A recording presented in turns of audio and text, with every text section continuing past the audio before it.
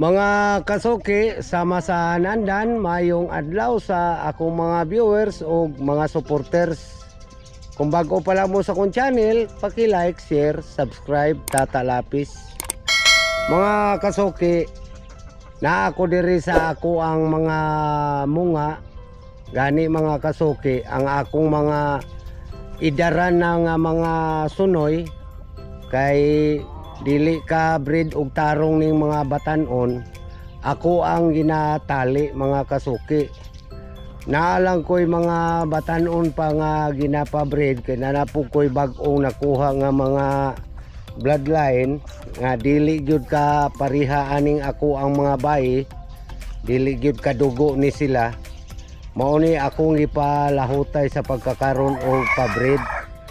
Dili pa kayo sila hingkod gyud mayo nga sunoy mga kasuki, pero mo breed na. Kay ang ako ang mga may edad na nga mga lalaki, kay dili man makapenetrate og breed ang mga batanon, ako alang gitali mga kasuki, pero magduol mang gyapon ang mga munga o magpa-breed sila. Gani lang mga kasuki, dili lang pinugos ang pag-breed sa ilaha, kundili usa lang ang munga nga muduol. Mauni mga kasuki, ang ako ang lalaki, bali may upat ko kalalaki diri nga gitali. Kay sa pagkakaroon mga kasuki, katong mga edad-idaran na nako nga babae, ako na tong gipagawas. Mauna pod ni karon ang mga nahabilin, dili na kaayo ni sila idaran, medyo napay bag-o gani aning nag-umpisa og itlog.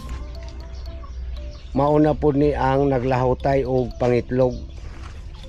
Mauni nga mga lalaki mga kasuki, ako alang gitali. Kay haron makapwersa og breed ang mga batanon.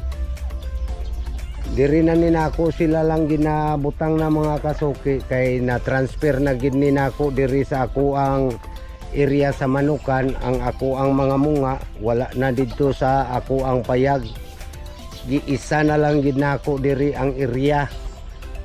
Gani lang gi-divide ko lang ni sila nga dili makasagol dito sa mga gagmay.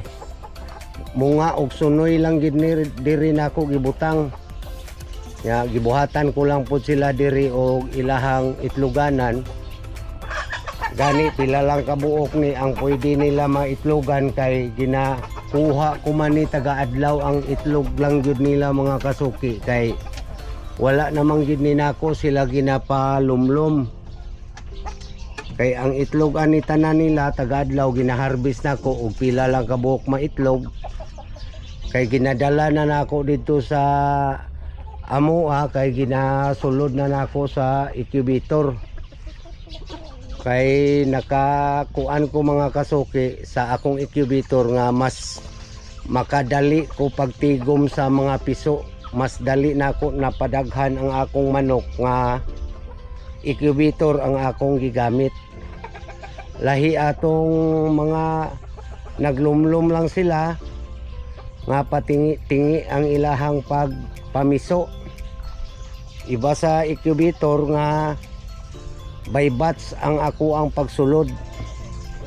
Bali unom-unom kadlaw magpasulod ko o magharvest naman sad ko pasulod sa hatchery. Kay pag 18 days ginaharvest na ako, ginabutang sa hatchery, dito na nako hasta gipapiso. Mauni ang ako ang pagpaagi na sa ako ang mga manok karon mga kasuki. Mauni nga mas dali ko nakapadaghan nila. Mauna bulan-bulan mga kasuki, kung ihatag lang gyud sa gayon, dili lang magpilyor, naagyog ko'y makapagawas, makabaligya gyud ko para man sad ika finance nako sa nangahabilin nga mga gagmay papod. Mas madali ang produksyon mga kasuki kung daghan ang imong mungaan, kay mas daghan pod ang ilang maitlog taga-adlaw. Paspas imuhang pagsulod sa incubator nga dili ingon nga agaron lang nimo, kundili ikaw ang mag-divide sa adlaw nga komportable pod ang imuhang pagsulod. Muna ako ang style na mga kasuki sa pagkakaroon. Gani mga kasuki, sa isa ka bulan kung kaluyan lang maayo ang pagpangitlog sa akong mga munga, dili ko makababa sa isa ka gatos ka piso ang akong matigom. Muna mas madali na ako ang pagpadaghan sa ilaha. Nya sabay pod mga kasuki sa pagampo nga unta malikay lang gyud sa balatian ang mga hayop, ang mga manok. Kay ug dili po ta magampo mga kasuki, magsalig lang po ta sa atong lihok.